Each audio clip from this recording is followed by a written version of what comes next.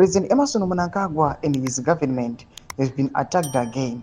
We are now seeing the voices are rising up, vachiti a cry for help.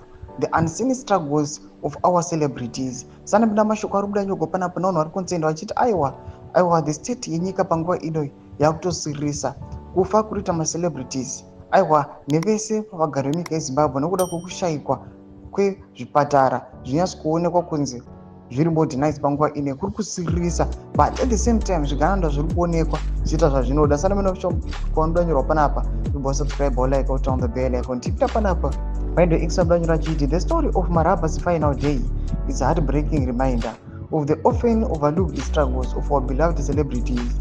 Despite their talent and contributions to our lives, they can face immense loneliness and hardship. It's disheartening to think that Maraba had to rely on the limited support he received, with his loved ones and fans seemingly absent. In the midst of pain, Maraba found solace in moments of laughter and connection with those who did visit. This paradox highlights the complexities of fame and fandom.